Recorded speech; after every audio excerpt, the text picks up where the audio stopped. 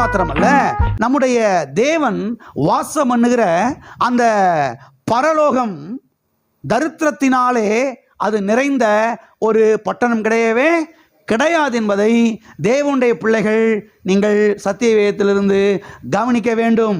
நம்முடைய தேவன் வாசம் பண்ணுகிற அந்த பரலோகத்தில் தரித்திரமே கிடையாது என்பதை தேவனுடைய பிள்ளைகள் கவனிக்க வேண்டும். அங்கே பசி இல்லை, அங்கே வறுமை இல்லை, அங்கே தாழ்ச்சி இல்லை, அங்கே கடன் பிரச்சனை கிடையவே கிடையாது. அங்கே இருக்கிறவர்கள் யாருமே கடனுக்குள்ளே வாழவில்லை என்பதை சத்திய வேதத்திலிருந்து நாம் புரிந்து கொள்ள வேண்டும்.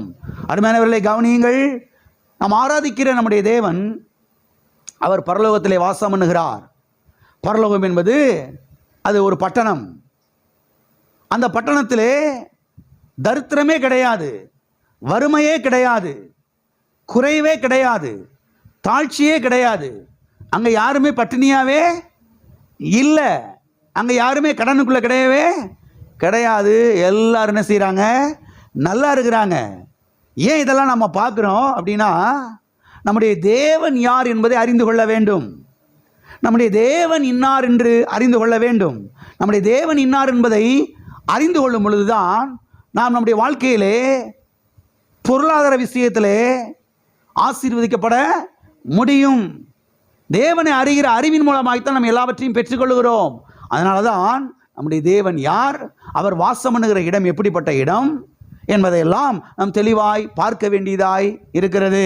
திருப்பிக் கொள்வோம். வெளிப்படுத்துதல் சுவிசேஷம் 21ஆம் அதிகாரம் 18வது வசனம் முதல் 20வது வசனம் வரைக்கும். அதன் மதில் வச்சிரக்கல்லால் கட்டப்பட்டிருந்தது. நகரம் தெளிந்த பளிங்குக்கு ஒப்பான சுத்த பொன்னாய் இருந்தது. நகரத்து மதில்களின் அஸ்திபாரங்கள் சகலவித ரத்தினங்களாலும் அலங்கரிக்கப்பட்டிருந்தன. முதலாம் அஸ்திபாரம் வச்சிரக்கல், 2வது இந்திரநீலம், 3வது சந்திரகாந்தம், 4வது மரகதம், 5வது கோமேதகம், 6வது பதுமராகம், 7வது சுவர்ணரத்தினம், 8வது படிகபச்சை, 9வது புஷ்பராகம், 10வது வைடூரியம், 11வது சுனிரம், 12வது சுகந்தி. இவைகளே. ஆமென். இப்போ 21ஆம் வசனத்தை வாசிக்கிறேன், எல்லாரும் கவனியுங்கள். 12 வாசல்களும் 12 முத்துக்களாய் இருந்தன. ஒவ்வொரு வாசலும் ஒவ்வொரு முத்துக்களாய் இருந்தது. நகரத்தின் வீதி தெளியுள்ள பளிங்கு போல சுத்தமான பொன்னாய் இருந்தது. இங்கே தேவன் வாசம் பண்ணுகிற அந்த சிட்டியை பற்றி, அந்த பட்டணத்தை பற்றி இங்கே இந்த வேத பகுதியிலே நான் வாசிக்கிறோம். அங்கே இருக்கிற மதில் வச்சிரக்கல்லால் கட்டப்பட்டிருக்கிறதாம். வைர கற்களாலே அங்கே இருக்கிற மதில்கள் கட்டப்பட்டிருக்கிறதாம். அந்த நகரம் தெளிவான பளிங்குக்கு ஒப்பான சுத்த பொன்னாய் இருக்கிறதாம். அங்கே இருக்கிற மதில்களின் அஸ்திபாரங்கள் அலங்கரிக்கப்பட்டிருக்கிறதாம். எதிலே அலங்கரிக்கப்பட்டிருக்கிறதாம்? சகலவித ரத்தின கற்களாலே அலங்கரிக்கப்பட்டிருக்கிறதாம். அதாவது 12 வகையான ரத்தின கற்கள். அதனாலே அங்கே இருக்கக்கூடிய அந்த மதில்கள் என்ன செய்யப்பட்டிருக்கிறதாம்? அலங்கரிக்கப்பட்டிருக்கிறதாம். வச்சிரக்கல்லாலே, இந்திர நீலத்தினாலே, சந்திரகாந்தத்தினாலே, மரகதத்தினாலே, கோமேதகத்தினாலே, பதுமராகத்தினாலே, சுவர்ணரத்தினத்தினாலே, படிக பச்சையினாலே, புஷ்பராகத்தினாலே, வைடூரியத்தினாலே, சுனிரத்தினாலே, சுகந்தியினாலே என்ன செய்யப்பட்டிருக்கிறதாம்? அங்கே இருக்கிற மதில்கள் என்ன செய்யப்பட்டிருக்கிறதாம்? அலங்கரிக்கப்பட்டிருக்கிறதாம். அது மாத்திரமல்ல, அந்த நகரத்துக்கு 12 வாசல்கள் இருக்கிறதாம். எத்தனை வாசல்கள்? 12 வாசல்கள் இருக்கிறதாம். 12 வாசல்களும் 12 முத்துக்களாலே என்ன செய்யப்பட்டிருக்கிறதாம்? அலங்கரிக்கப்பட்டிருக்கிறதாம். ஒவ்வொரு வாசலின் நிலைக்கால்களும் ஒவ்வொரு முத்துக்களாய் இருக்கிறதாம். அது மாத்திரமல்ல, இந்த நகரத்தின் வீதி இந்த நகரத்தின் வீதி தெளிவுள்ள பளிங்கு போல, பளிங்குக்கு ஒப்பான சுத்த தங்கத்தினாலே, சுத்த பொன்னினாலே அது என்ன செய்யப்பட்டிருக்கிறதாம்? போடப்பட்டு இருக்கிறதாம். எத்தனைக்கு புரிகிறது? இவ்வளவு காரியங்களையும் செய்தது யார்? நம்முடைய தேவனாகிய கர்த்தர். நம்முடைய கர்த்தர் ஐஸ்வர்ய சம்பனர் என்பதை நீங்கள் கவனிக்க வேண்டும். நம்முடைய தேவன் மகிமையின் ஐஸ்வர்யத்தை உடையவர் என்பதை நாம் கவனிக்க வேண்டும். அவர் வாழ்கிற அந்த பட்டணம் தங்க பட்டணம்.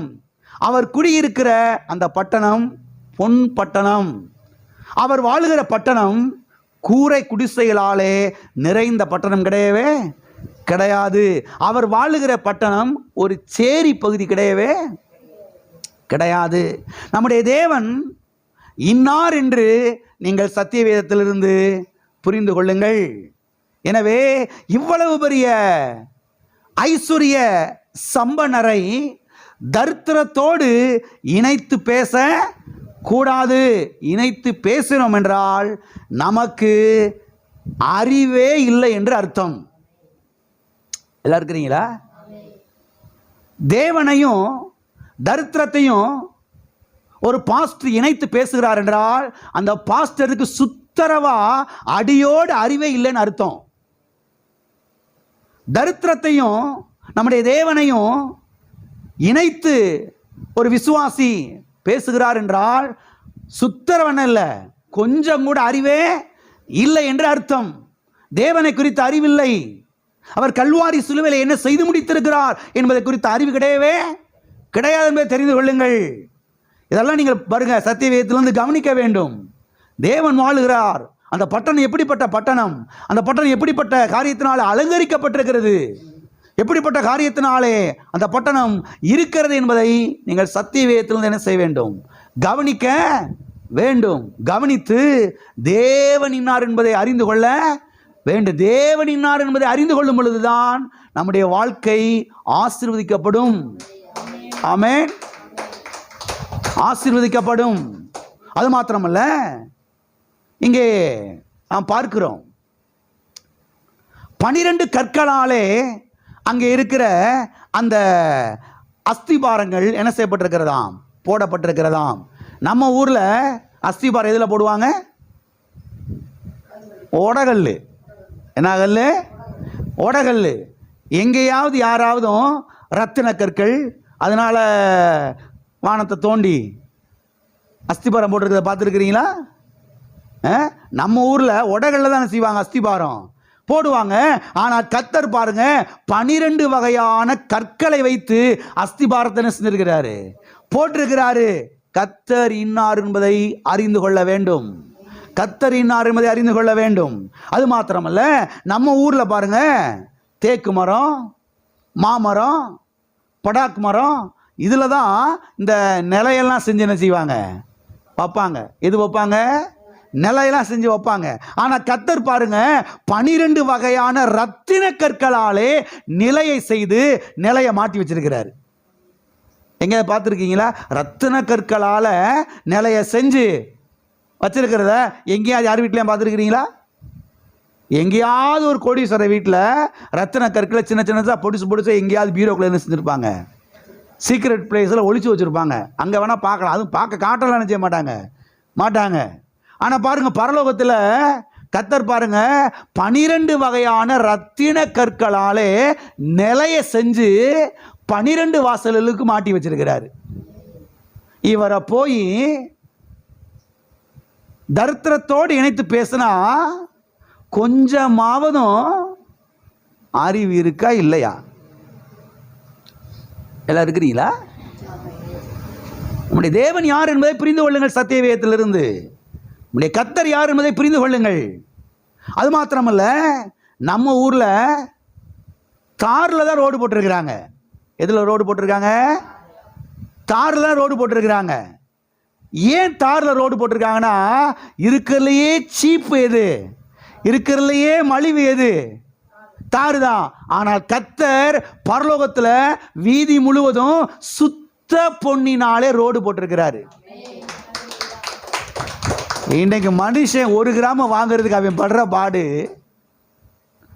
சொல்லி முடியல. நம்முடைய கர்த்தர் பரலோகத்தில் ரோடே தான் இருக்குது. டோட்டலா சுத்த பளிங்குக்கு ஒப்பான சுத்த பொன்னினாலே கர்த்தர் எதை போட்டிருக்கிறாரு? அப்ப பரலோகத்தில் எது சீப்பு, எது மலிவு? கர்த்தர் யார்? நாம் எல்லாவற்றையும் எவ்வாறு பெற்றுக்கொள்கிறோம்? தேவனை அறிகிற அறிவின் மூலமாக. எல்லா ஆசீர்வாதங்களும் இப்படித்தான் வருகிறது. ஆகவே நம்முடைய தேவன் ஒரு ஏழை அல்ல, நம்முடைய தேவன் ஒரு ஓட்டாண்டி அல்ல, நம்முடைய தேவன் ஒரு பரதேசி பண்டாரம் அல்ல, நம்முடைய தேவன் ஒரு ஏழை சாமி அல்ல. அப்படி இதுவரைக்கும் நீங்கள் நினைத்துக் கொண்டிருந்தீர்கள் என்று சொன்னால் எண்ணத்தை மாற்றுங்கள், எண்ணத்தை மாற்றிக்கொள்ளுங்கள். நம்முடைய தேவன் ஒரு ஏழை கிடையாது, நம்முடைய தேவன் ஒரு பரதேசி பண்டாரம் கிடையாது. நம்முடைய தேவனை போல ஐஸ்வர்ய சம்பன்னர் இந்த உலகத்தில் யாரும் கிடையாது, யாரும் கிடையாது. அவர் ஐஸ்வர்ய சம்பன்னர், அவர் மகிமையின் ஐஸ்வர்யத்தை உடையவர். ஆகவே தேவனை குறித்த ஒரு சரியான அறிவு நமக்கு வரும் பொழுதுதான் தரித்திரம் ஓட ஆரம்பிக்கும், வறுமைகள் ஓட ஆரம்பிக்கும், தாழ்ச்சிகள் ஓட ஆரம்பிக்கும், கடன் பிரச்சனைகள் என்ன செய்ய ஆரம்பிக்கும்? மாற ஆரம்பிக்கும். எல்லா கரங்களை வைத்து சொல்லுவோம், தேவனே உம்மை இன்னார் என்று நான் அறிந்து கொள்ள எனக்கு உதவி செய்யும். உம்மை இன்னார் என்று நான் அறிந்து கொள்ள என் கண்களை பிரகாசமாக்கும். சத்திய வேதத்திலிருந்து உம்மை அறிந்து கொள்ள எனக்கு உதவி செய்யும். ஆமென். தேவனை எங்க இருந்து அறிந்து கொள்ளணும்? தேவனை எங்க இருந்து அறிந்து கொள்ளணும்? ஃப்ரம் த பைபிள், சத்திய வேதத்திலிருந்து. யாரோ ஒரு மனுஷனை பார்த்து கர்த்தரை செய்யக்கூடாது, அறிந்து கொள்ளக்கூடாது. இந்த அவங்க அந்த சர்ச்சுக்கு போகிறவங்க 25 வருஷமா கஞ்சிக்கு வழி இல்லாமல் சாப்பாட்டுக்கு வழி இல்லாமல் உட்காந்துருக்குறாங்க. அப்போ அவங்களெல்லாம் ஆண்டவர் ஆசீர்வதிக்கல. அப்போ ஆண்டவர் யாரு தான்? முடிவுக்கு வராதீர்கள். ஒரு மனுஷனை பார்த்து கர்த்தர் இன்னார் என்ற ஒரு முடிவுக்கு வராதீங்க. தேவன் உங்களெல்லாம் ஆசீர்வதிக்கவே இல்லைல, அப்போ தேவன் யாரு? இந்த இயேசு யாரு? தரித்திர சாமி தானே, ஏழச்சாமி தானே அப்படின்னு ஒரு முடிவுக்கு என்ன செய்யாதீங்க, வராதிங்க. அவங்க இன்னமும் கஷ்டத்தில் இருக்கிறதுக்கு, அவங்க இன்னும் ஏழ்மையில் இருக்கிறது, அவங்க இன்னும் கடனுக்குள்ள இருக்கிறதுக்கு 1000 காரணங்கள் இருக்கலாம். தேவன் அதற்கு காரணர் அல்ல. நம்முடைய தேவன் இன்னார் என்பதை சத்திய வேதத்தில் என்ன செய்ய வேண்டும்? கற்றுக்கொள்ள வேண்டும். அதனால தான் சத்திய வேதத்தை எடுத்து வாசித்து காண்பித்து விளக்கி சொல்லிக் கொண்டிருக்கிறேன். ஒரு மனுஷனை பார்த்து கர்த்தர் இன்னார் என்ற ஒரு முடிவுக்கு வராதிங்க, வரவே வராதிங்க, தோத்து போயிருவீங்க. சத்திய வேதத்திலிருந்து என்ன செய்யுங்கள்? கற்றுக்கொள்ளுங்கள். ஆமென். ஆகவே நம்முடைய தேவன் யார்? அவர் ஐஸ்வர்ய சம்பன்னர். எல்லா கரங்களை வைத்து சொல்லுவோம், என்னுடைய தேவன் ஐஸ்வர்ய சம்பன்னர், என்னுடைய தேவன் ஐஸ்வர்ய சம்பன்னர். ஆமென். சுத்த பொன்னினாலே கர்த்தர் செய்திருக்கிற ரோட போட்டிருக்கிறாரு. சுத்த பொன்னினால் என்ன செய்திருக்கிறாரு? ரோட போட்டிருக்கிறாரு. அது மாத்திரமல்ல, ஆண்டவராய் இயேசு கிறிஸ்து இந்த பூமியிலே வாழ்ந்த பொழுது அவர் சொன்னார், உம்முடைய சித்தம் பரமண்டலத்திலே செய்யப்படுகிறது போல பூலோகத்திலும் செய்யப்படுவதாக என்று பாருங்க ஜெபிக்கும்படியாய் சீசர்களுக்கு கற்றுக் கொடுத்தார். உம்முடைய சித்தம் பரமண்டலத்தில் செய்யப்படுகிறது போல பூலோகத்திலும் செய்யப்படுவதாக. லூக்கா எழுதின சுவிசேஷம் 11ஆம் அதிகாரம் 2ஆம் வசனத்திலே நாம் வாசிக்கிறோம். நான் கேட்கிறேன், பரலோகத்திலே தேவனுடைய சித்தம் தரித்திரமா அல்லது ஐஸ்வர்யமா? பதில் சொல்லுங்க. பரலோகத்திலே தேவனுடைய சித்தம் தரித்திரமா அல்லது ஐஸ்வர்யமா? ஐஸ்வர்யம். அப்ப கர்த்தர் எதை விரும்புகிறார் என்றால், கர்த்தர் எதை ஆசைப்படுகிறார் என்றால், கர்த்தருடைய சித்தம் எதுவென்று சொன்னால் பரலோகத்தின் ஐஸ்வர்யம் நம்முடைய வாழ்க்கையில பலிக்க வேண்டும் என்பதுதான் தேவனுடைய விருப்பம், தேவனுடைய விருப்பம். எனவேதான் இவ்விதமாய் ஜெபிக்கும்படியாய் கர்த்தர் சீசர்கள் கற்றுக் கொடுத்தார். இன்றைக்கு நமக்கு கற்றுக் கொடுத்து கொண்டிருக்கிறார். பரமண்டலத்திலே இருக்கிற எங்கள் பிதாவே, உம்முடைய சித்தம் பரமண்டலத்திலே செய்யப்படுகிறது போல பூலோகத்திலும் செய்யப்படுவதாக. பரலோகத்திலே தேவனுடைய சித்தம் என்ன? தரித்திரம் அல்ல, பரலோகத்திலே தேவனுடைய சித்தம் என்ன? வியாதி அல்ல, பரலோகத்திலே தேவனுடைய சித்தம் என்ன? தாழ்ச்சி அல்ல, பரலோகத்திலே தேவனுடைய சித்தம் ஐஸ்வர்யமே, பரலோகத்திலே தேவனுடைய சித்தம் செழிப்பே, பரலோகத்திலே தேவனுடைய சித்தம் சுகமே, பரலோகத்திலே தேவனுடைய சித்தம் ஆரோக்கியமே, பரலோகத்திலே தேவனுடைய சித்தம் நன்மையே. இப்ப கர்த்தர் சொல்றாரு, கர்த்தாவே உம்முடைய சித்தம் அங்கே செய்யப்படுகிறது போல பூலோகத்திலே, என்னுடைய குடும்பத்திலே, என்னுடைய வாழ்க்கையிலே, எங்கள் திருச்சபையிலே உம்முடைய சித்தம் செய்யப்படுவதாக. உம்முடைய ஐஸ்வர்யங்கள் வந்து பலிப்பதாக, உம்முடைய ஆசீர்வாதங்கள் வந்து பலிப்பதாக, உம்முடைய ஆரோக்கியம் வந்து பலிப்பதாக, உம்முடைய நன்மைகள் வந்து பலிப்பதாக. ஆமென். இவ்விதமாய் ஜெபிக்கும்படியே கற்றுக் கொடுக்கிறார். ஆண்டவரே உம்முடைய சித்தம், என்னை ஆசீர்வதிச்சு ஆசீர்வதிங்க, ஆசீர்வதிக்கலன்னா போங்க. தத்துவம் பேசுற மாதிரி போய் அங்க ஆண்டவர்கிட்ட பேசிக்கிட்டு தெரியுது சில கிறிஸ்தவங்க. ஆண்டவரே இவ்வளவு கண்ணீர் சிந்திட்டேன், மொட்டையை போட்டு இந்த தேய் தேய்ச்சிட்டேன், குடலை சுருக்கிட்டேன், இன்னமும் ஒன்றும் வரலை ஆசீர்வாதம். இதுக்கு மேலே என்ன செய்யுதுன்னு எனக்கு தெரியலை. ஆசீர்வதிச்சா ஆசீர்வதிக்காட்டினா போங்க, எனக்கு என்னப்ப அப்படின்னு யார்கிட்ட பேசிக்கிட்டு இருக்கிறது? எப்படி பாஸ்டர் இவ்வளோ கரெக்டாக சொல்கிறீங்க? நாங்கள் வீட்டில் பேசுகிறத கவனிங்க கவனிங்க. நம்ம குடலை சுருக்கிறதும், நம்ம மொட்டையை போட்டு தேய்க்கிறதும் அதனால பெருசாக நடக்க போகிறது கிடையவே கிடையாது.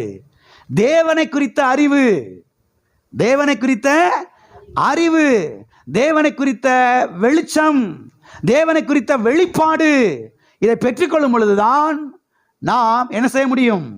ஆசீர்வாதங்களை சுதந்திரிக்க முடியும், ஆசீர்வாதங்களை பெற்றுக்கொள்ள முடியும். ஆகவே பாருங்க, சத்திய வேதத்திலிருந்து கர்த்தர் யார் என்பதை என்ன செய்யுங்கள்? கற்றுக்கொள்ளுங்கள். ஆகவே தொடர்ந்து நீங்கள் ஜெபியுங்கள். தேவனே என்னுடைய வாழ்க்கையிலே உம்முடைய சித்தம் செய்யப்படுவதாக. ஆமென். எல்லா கரங்களை சொல்லுவோம். தேவனே உம்முடைய சித்தம் என் வாழ்க்கையிலே செய்யப்படுவதாக. ஆமென். எனவே தேவன் வாசம் பண்ணுகிற அந்த பரலோகத்திலே, அந்த பரலோக பட்டணத்திலே தரித்திரம் கிடையவே கிடையாது.